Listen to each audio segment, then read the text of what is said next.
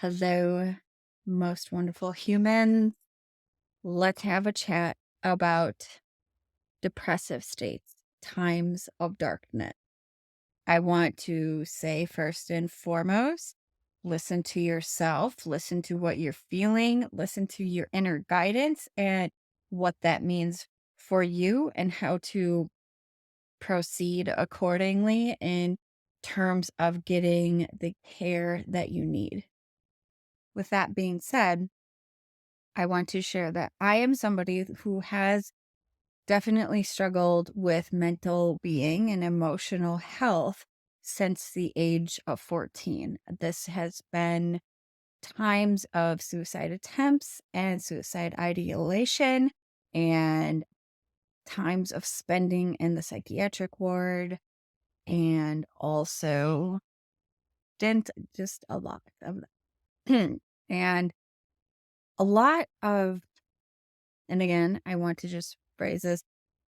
Looking back, I feel that there is a lot of times if I was just allowed to feel how I was feeling without having to actually feel like I needed to be a productive person, if I was able to actually learn how to cope with the emotions in a way that was best for me and the way that I needed to, it would have looked a lot differently.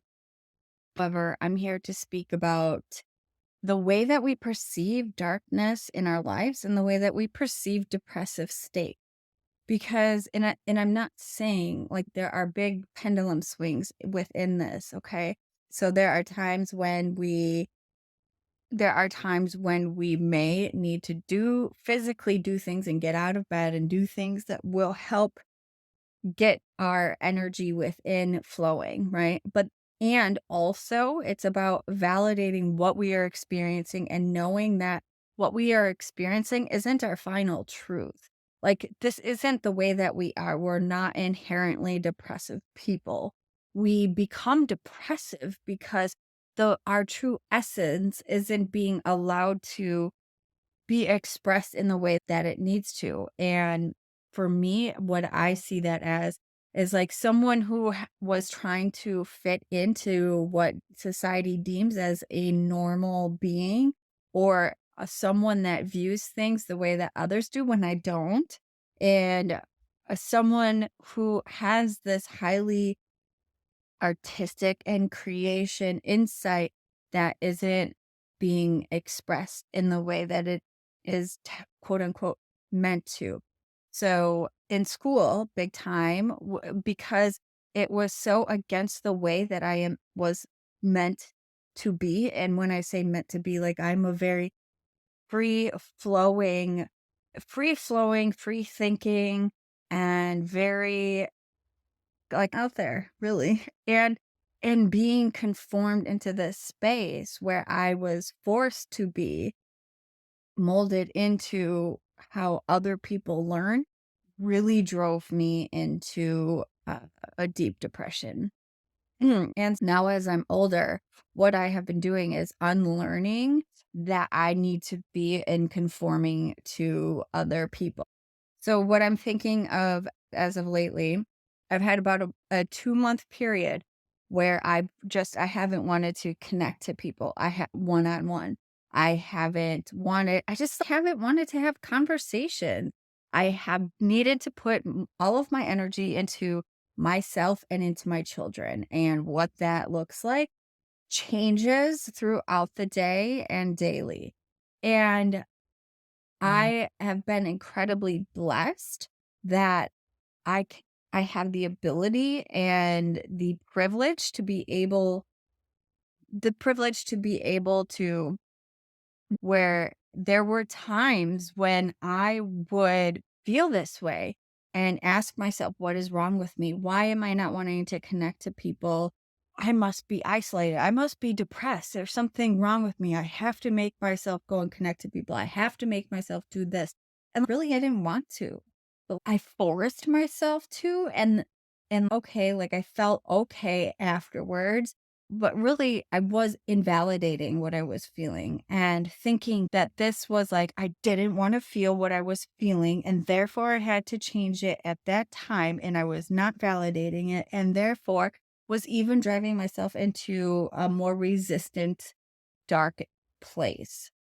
So today, like what this is experiencing for me is these feelings come up and I notice them and I express what's going on. If people reach out to me, I just say, I can't, I'm not up for responding right now. I don't have the energy to give right now. I just don't.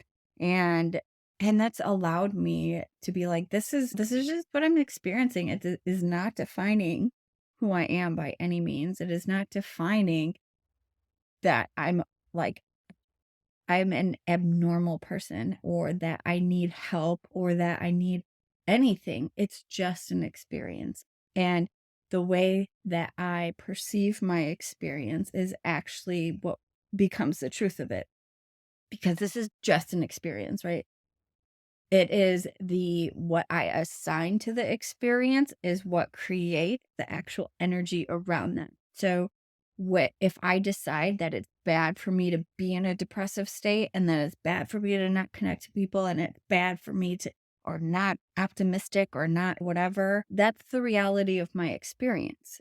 What I am like I have allowed myself this amazing space and allowed myself to be just like whatever, like this is I'm not wanting to connect to people. I'm not wanting to clean my house. I'm not wanting to do this. And guess what? It's okay. Life is still amazing. Like I am still so grateful for everything. Like I am both in a state where I just am, right? It's not like bad or good.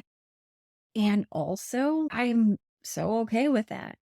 So it's really been a beautiful experience because there's so many times when we're like, oh my God, I'm so uncomfortable. There must be something wrong with me. I must try to change this by reaching out to people, by seeking out for help, by learning books, by learning this. And whatever that is, by labeling it.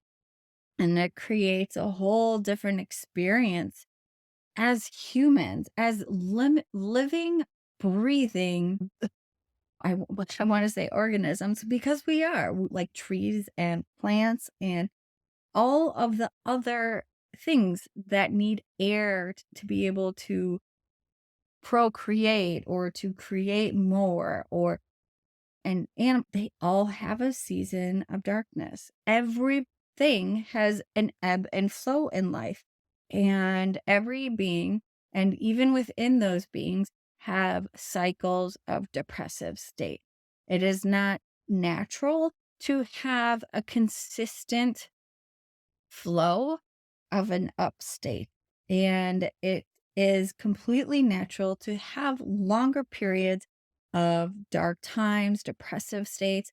And I feel like learning how to be okay with that and learning to just have this radical acceptance is really where a lot of our peace and our inner our centeredness and being okay with however things are and that's like really that's part of the mastery of this life is learning that all of this is okay and it defines nothing about our essence.